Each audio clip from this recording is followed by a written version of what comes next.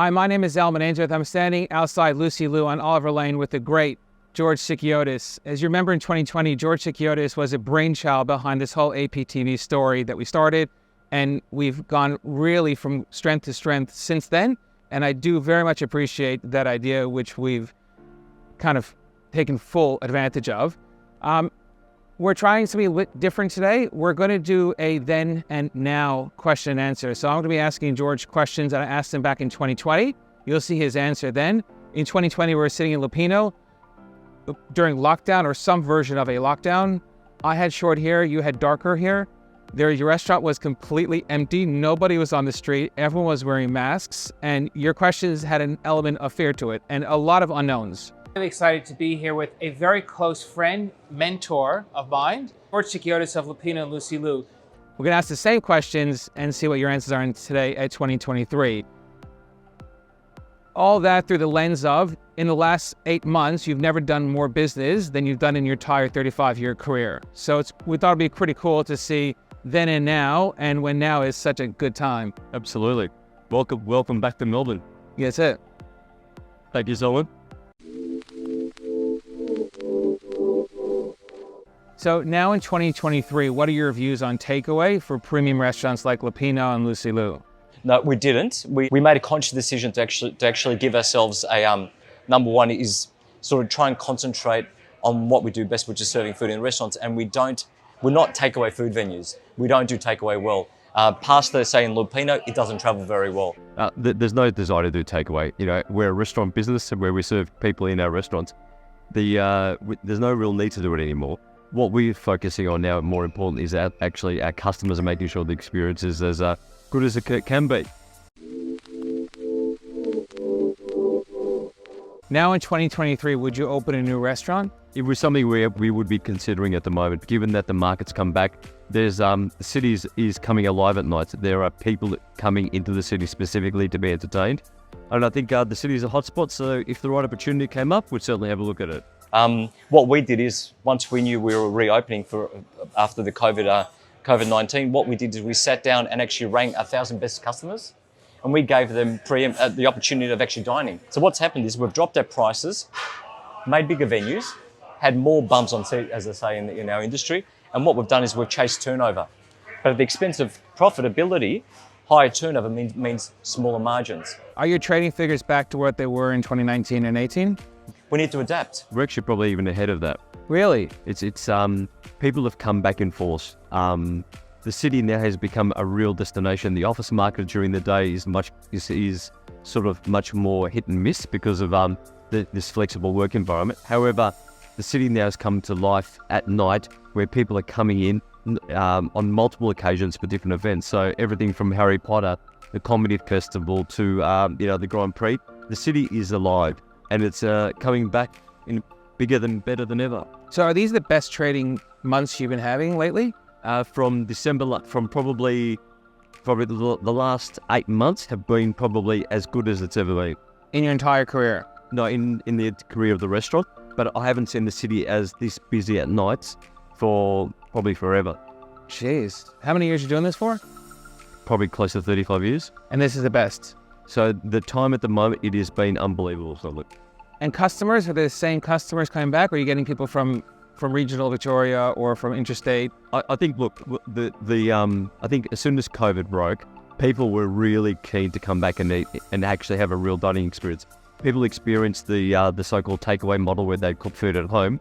And I think that whole process has changed, and people want to come into the venue where they tried the food and have the whole experience. The service, not having to wash dishes, which was one of the most amazing things that I heard on multiple occasions from people. Especially now you can't even buy plastic. Absolutely. You can't even buy plastic straws, you can't do anything, so you can't recycle it, so everything's changed. Are they sitting for longer at the tables? No, look, I think people have become very respectful of their dining time frame, so we are busier by people actually having a sort of like outbuys. So more people book now than ever before, so our model is much more booking driven, where people make it as a destination, and we can see that in people's spending patterns. They're out for a special night and they're spending higher than what they were a few years ago. The corporates on the food or on the drinks? Both. So look, at the moment, the interest rates really haven't had a massive effect because there is, Melbourne's a big city. There's 5 million people. There's a certain affluence throughout our city, and people are really interested in actually enjoying themselves and break the shackles of the last few years and being locked away at home. So how many times can you turn a table for dinner now? Look, during an average night? Look, we're probably turning quite a few of the tables at 3 times, sometimes even 4. And 4 years ago? It would be 3. Wow. So that little extra difference is making and people are actually I'm finding that people's whole psyche is also changing. People are much happy to have outbuys, so they're happy to accommodate us. They're they're much more courteous in terms of the whole process of respecting timeframes, which is fantastic. And we're not having many no-shows, so people who actually make a booking actually turn up. Are they booking this online or are they ringing? We take both, but there is a strong digital aspect to our business now, where 20 years ago it was all by phone. And are they ordering on this QR code business, or are they ordering with actual waiters? No, we're actually with waiters. I think changing to that model is not what we want to do. The whole experience about coming to a restaurant is being served, taking your order, not actually trying to actually get on your phone and try to hit an order. We're here to serve people and sort of give them a great dining experience. And what that did is that booked us basically for the first 8 weeks. So at the moment, we're almost at capacity across, and we've seen the demand sort of follow through to quite a degree as well. So the spends have sort of dropped off a little bit, but the first week has been fantastic. Here we thought we would best to shut the doors, and hopefully, we'd reopen in a better position. She took the opportunity of trying to fix things that were broken. Now in 2023, what's the opportunity in the hospitality industry over the next 12 months?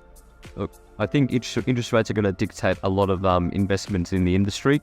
I think at the moment, where the city is heading towards, it's becoming much more of a nightlife type of city where people are coming out to be entertained. So I think that will drive a lot of demand in the city, and I think there'll be opportunities to open up larger venues. It built up that demand, so when people come back, they were looking forward and eager to come back. And as you can see, there's some massive new projects going up in the city, which will solidify the city as being the dining and also the entertainment capital of Victoria. So the opportunities are, I think some of the restaurants need to grow better to get economies of scale. So I think that will be a focus on some of us to actually try to sort of spread some across the administrative costs, trying to increase buying power. Because one of the major problems we have in them at the moment is produce. Produce has gone up quite substantially. So things like fish has increased by between 40 and 50% over the last couple of years. So the average in our current industry model is basically between 3 and 9%. If you're doing above that, you're one of the best operators. I say back in 1993, when I started my first venue, we were basically looking at doing 25%. So if you made $10,000 a week, you probably end up with $2,500 a week profit. These days, you're actually looking at 3 to 9%. Have your price of the meals increased at the same level? So what we've tried to do is we've tried to sort of like structure our menus in a way where we can absorb some of the costs, so we can actually keep the dining experience affordable, which I think is a really key aspect of what we're doing. But overall, the challenges are going to be centered upon your costs, and I think by growing in certain aspects, you'll be able to sort of distribute those costs. Just by scaling your business, you get a cheaper purchase prices. Exactly. In 2020, you had 77 staff across 2 restaurants. How many do you have today? We're probably close to about 90. Now in 2023, how are you managing your staff differently? And also, what are you doing about that culture? When you come to a restaurant, 40% of the cost of staff. Why? Because it is also the most significant factor in our business. It's a people's game. And if you're not good at what you do, and you can't make people love your brand, love your food, they ain't coming back. Before we closed down, before the COVID year, we had 55 staff at Lucy Liu and 22 here. So it's about leadership from ourselves. There's only a very few great business groups that actually have developed that culture and be able to extend it through their staff. And keeping that culture alive, which is all about convenience, service, and personal touch. I think the fundamentals of hospitality haven't changed, but I think the dynamics of actually hiring staff has changed, and also So, for example, we need to, at one stage, the industry was offering sort of like bonuses to people to actually hire staff. I think now it's about retaining staff and training staff. So I think the focus is about longevity. So we're looking at some of our key staff. We're looking at long-term incentive programs to keep them, tied to the business, but also in the same way rewarding them for that loyalty. So I think that's where it's changing, where the great staff are getting rewarded even more. And the new staff who are coming on, it's about training them and giving them a direction in the future. What we need to try and reinvigorate the city from a perspective of getting people back in. We need people back at work. We need people back at entertaining. We, as employers, have to take on a much more stronger focus upon helping the transition of not only our customers, but actually our staff back to work. So mental health now is also a really preeminent thing on our agenda. Now in 2023, if you were on a committee to bring people back into the CBD, what would you be doing? We need to adapt. We try to make the best of the circumstances. We try and sort of give people and our better customers the option of dining with us. I think from a dinner perspective, things are fantastic. The usual comments about dinner is about parking, which is sort of being addressed in numerous ways through the council. I think one of the main things is trying to improve the lunchtime trade by actually offering, trying to get workers back into the office. How would you do that? It's a good fucking question.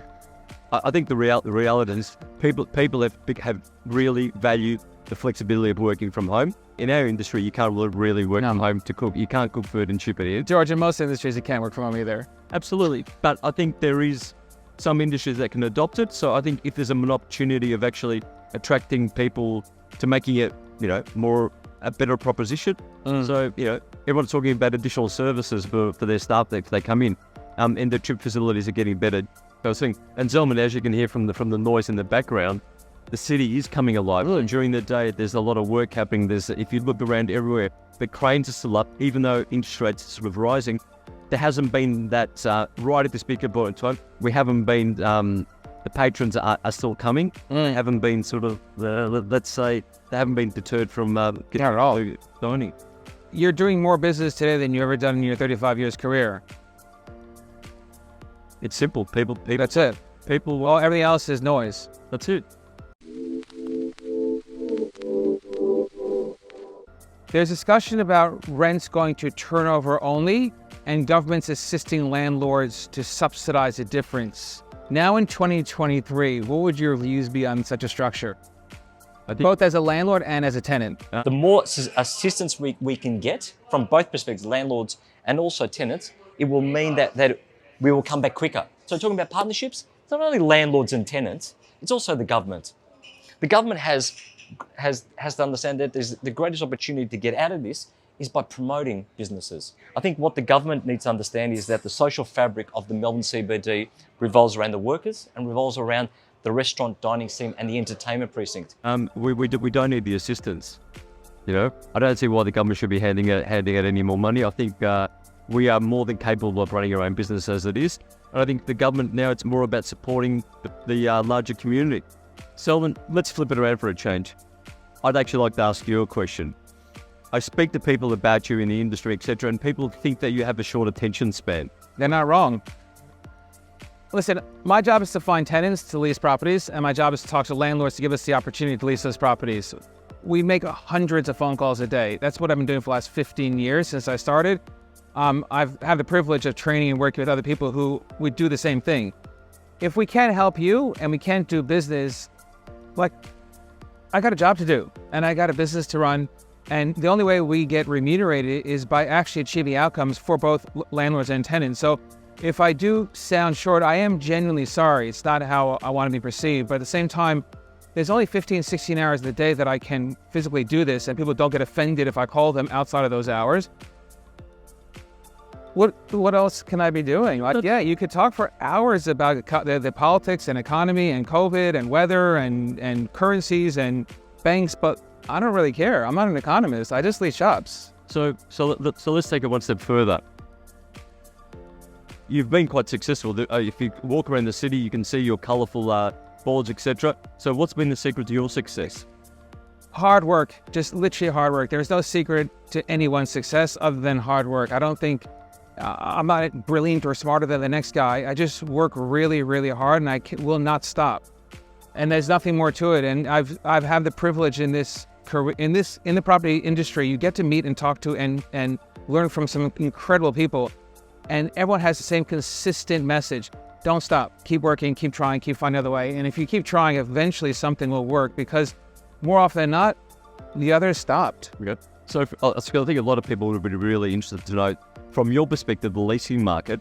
So what's been the greatest change over the last few years? So we had COVID, which I would assume you didn't do many deals during COVID? In 2022, we did 90 deals. Good. In 2021, we did 40. That was our first year, and there's quite a few lockdowns there, but we're getting set up. So this year, we're hoping to do more than those 2 years. There's more deals than you think. The biggest change is that there's all these standard benchmarks don't exist. So if you want a 3-year lease, no problem. So you want a 5-year lease, 7-year lease, the tenants still maintain a level of control and to negotiations. And until that, effectively, that power shifts back or gets more balanced, that's how it's going to be. And the only way that power discussion is going to be shifting, the only way that power is going to shift is when there's more tenants than landlords. And right now there's more vacancies than there are tenants. So what's your prognosis for the next? What's your opinion? What's going to happen in the next 12 months? I don't know.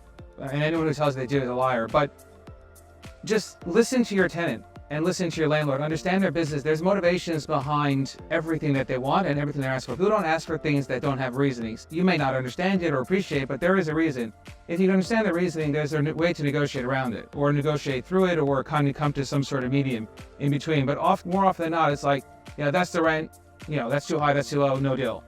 But there's so many other variables to discuss: timing, lease terms, incentives, bank guarantees, personal guarantees, landlord works, handover dates. Like there's 30 different variables that you could work around, and more times than not, you'll find a solution that works around the rental. It's the most important, but it's not the only thing.